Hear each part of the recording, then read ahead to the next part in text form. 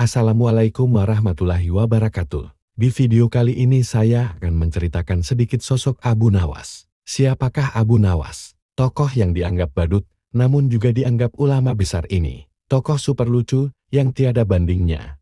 Ini aslinya orang Persia yang dilahirkan pada tahun 750 Masehi di Awas. Setelah dewasa ia mengembara ke Basra dan Kufah. Di sana ia belajar bahasa Arab dan bergaul rapat sekali dengan orang-orang Badui padang pasir.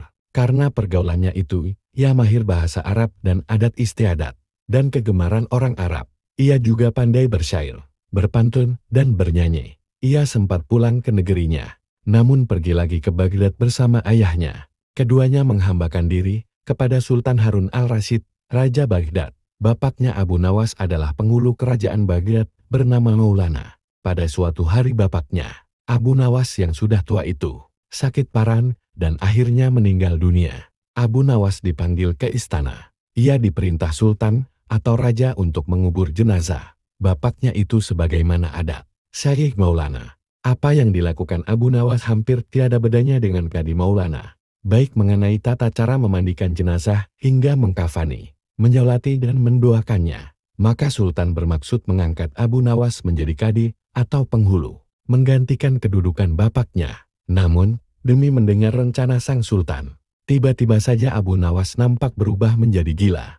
Usai upacara pemakaman bapaknya, Abu Nawas mengambil sepotong batang pisang dan diperlakukannya seperti kuda. Ia menunggangi kuda dari batang pisang itu, sambil berlari-lari dari kuburan bapaknya menuju rumahnya. Orang yang melihat menjadi terheran-heran dibuatnya. Pada hari yang lain ia mengajak anak-anak kecil dalam jumlah yang cukup banyak untuk pergi ke makam bapaknya. Dan di atas makam bapaknya itu, ia mengajak anak-anak bermain rebana dan bersuka cita. Kini semua orang semakin heran atas kelakuan Abu Nawas itu. Mereka menganggap Abu Nawas sudah menjadi gila karena ditinggal mati oleh bapaknya. Pada suatu hari, ada beberapa orang utusan dari Sultan Harun al-Rasyid datang menemui Abu Nawas. "Hai Abu Nawas, kau dipanggil Sultan untuk menghadap ke istana," kata wasir utusan Sultan. "Buat apa Sultan memanggilku? Aku tidak ada keperluan dengannya," jawab Abu Nawas dengan entengnya seperti tanpa beban. "Hai Abu Nawas, kau tidak boleh berkata seperti itu kepada rajamu.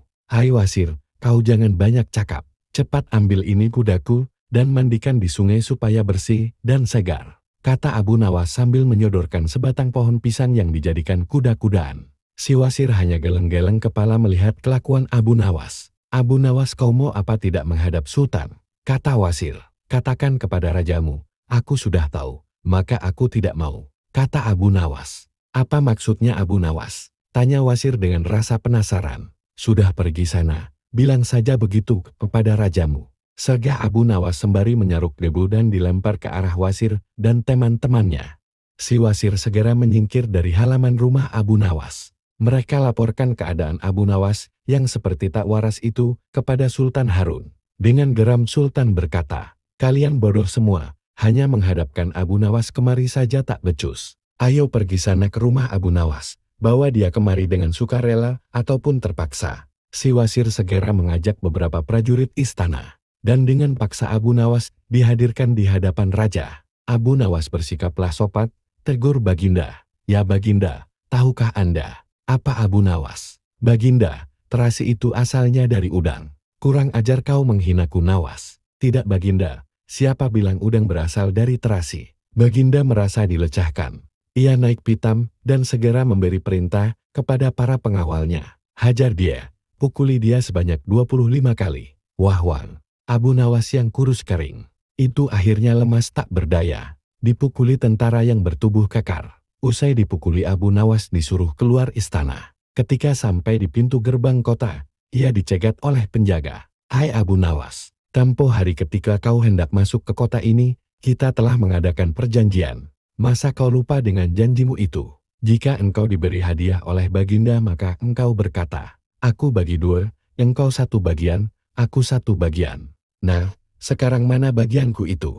Hai penjaga pintu gerbang, apakah kau benar-benar menginginkan hadiah Baginda yang diberikan tadi?" "Iya tentu, itu kan sudah merupakan perjanjian kita." "Baik, aku berikan semuanya, bukan hanya satu bagian." "Wah, ternyata kau baik Abu Nawas. Memang harusnya begitu, kau kan sudah sering menerima hadiah dari Baginda. Tanpa banyak cakap lagi Abu Nawas mengambil sebatang kayu yang agak besar lalu orang itu dipukulinya sebanyak 25 kali. Tentu saja orang itu menjerit-jerit, kesakitan dan menganggap Abu Nawas telah menjadi gila. Setelah penunggu gerbang kota itu klenger, Abu Nawas meninggalkannya begitu saja. Ia terus melangkah pulang ke rumahnya. Sementara itu penjaga pintu gerbang mengadukan nasibnya kepada Sultan Harun al-Rasyid. Ya Tuanku Syekh Alam, ampun beribu ampun. Hamba datang kemari mengadukan Abu Nawas yang telah memukul hamba sebanyak 25 kali tanpa suatu kesalahan. Hamba mohon keadilan dari Tuanku Baginda. Baginda segera memerintahkan pengawal untuk memanggil Abu Nawas. Setelah Abu Nawas berada di hadapan Baginda, ia ditanya, "Hai Abu Nawas, benarkah kau telah memukuli penunggu pintu gerbang kota ini sebanyak 25 kali pukulan?" Abu Nawas berkata, "Ampun Tuanku, hamba melakukannya karena sudah sepatutnya dia menerima pukulan itu." "Apa maksudmu? Coba kau jelaskan sebab musababnya kau memukuli orang itu," tanya Baginda. "Tuanku," kata Abu Nawas, "hamba dan penunggu pintu gerbang ini telah mengadakan perjanjian bahwa jika hamba diberi hadiah oleh Baginda, maka hadiah tersebut akan dibagi dua. Satu bagian untuknya, satu bagian untuk saya. Nah pagi tadi hamba menerima hadiah 25 kali pukulan. Maka saya berikan pula hadiah 25 kali pukulan kepadanya."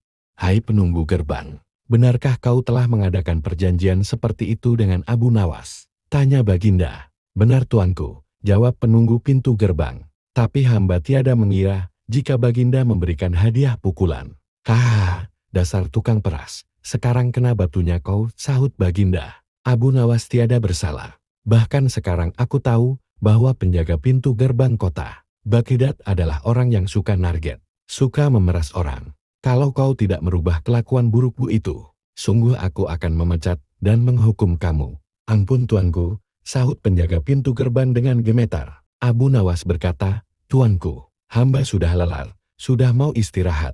Tiba-tiba diwajibkan hadir di tempat ini. Padahal hamba tiada bersalah. Hamba mohon ganti rugi, sebab jatah waktu istirahat hamba sudah hilang karena panggilan Tuanku. Padahal besok hamba harus mencari nafkah untuk keluarga hamba." Sejenak Baginda melengak, terkejut atas protes Abu Nawas. Namun tiba-tiba ia tertawa terbahak-bahak.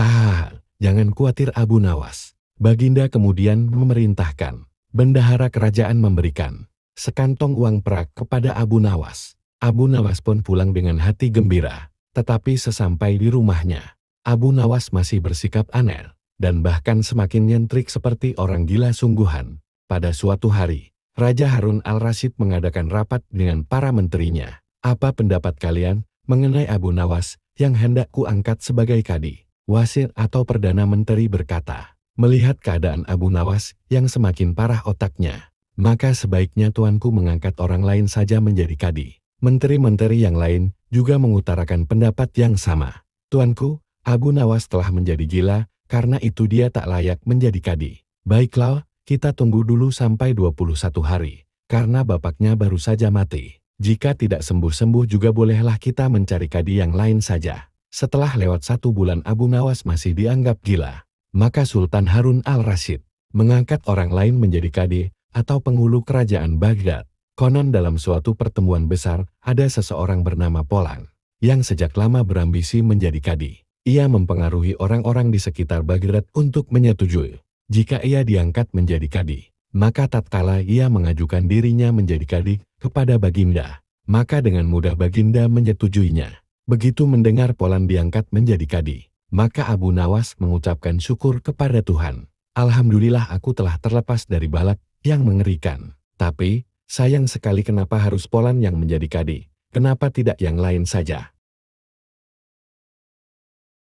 Mengapa Abu Nawas bersikap seperti orang gila? Ceritanya begini. Pada suatu hari, ketika ayahnya sakit parah dan hendak meninggal dunia, ia dipanggil untuk menghadap. Abu Nawas pun datang mendapati bapaknya yang sudah lemah lumai. Berkata bapaknya, "Hai anakku, aku sudah hampir mati. Sekarang ciumlah telinga kanan dan telinga kiriku." Abu Nawas segera menuruti permintaan terakhir bapaknya. Ia cium telinga kanan bapaknya. Ternyata berbau harum. sedangkan yang sebelah kiri berbau sangat busuk. Bagaimana anakku? Sudah kau cium? Benar Bapak. Ceritakan dengan sejujurnya, baunya kedua telingaku itu. Aduh Pak, sungguh mengherankan. Telinga Bapak yang sebelah kanan berbau harum sekali, tapi yang sebelah kiri kok baunya amat busuk. Hai anakku Abu Nawas, tahukah apa sebabnya bisa terjadi begini? Wahai Bapakku, cobalah ceritakan pada anakmu ini. Berkata Syahid Maulana. Pada suatu hari datang dua orang mengadukan masalahnya kepadaku. Yang seorang aku dengarkan keluhannya, tapi yang seorang lagi, karena aku tak suka, maka tak kudengar pengaduannya. Inilah resiko menjadi kadi atau penghulu. Jika kalau kau suka menjadi kadi, maka kau akan mengalami hal yang sama. Namun jika kau tidak suka menjadi kadi, maka buatlah alasan yang masuk akal agar kau tidak dipilih sebagai kadi oleh Sultan Harun al-Rasyid. Tapi tak bisa. Sultan Harun al-Rasyid pastilah tetap memilihmu sebagai kadi. Itulah sebabnya Abu Nawas pura-pura menjadi gila, hanya untuk menghindarkan diri, agar tidak diangkat menjadi kadi. Seorang kadi, atau penghulu pada masa itu, kedudukannya seperti hakim yang memutus suatu perkara. Walaupun Abu Nawas tidak menjadi kadi, namun dia sering diajak konsultasi oleh sang raja untuk memutus suatu perkara. Bahkan ia kerap kali dipaksa datang ke istana, hanya sekedar untuk menjawab pertanyaan baginda raja yang aneh-aneh dan tidak masuk akal.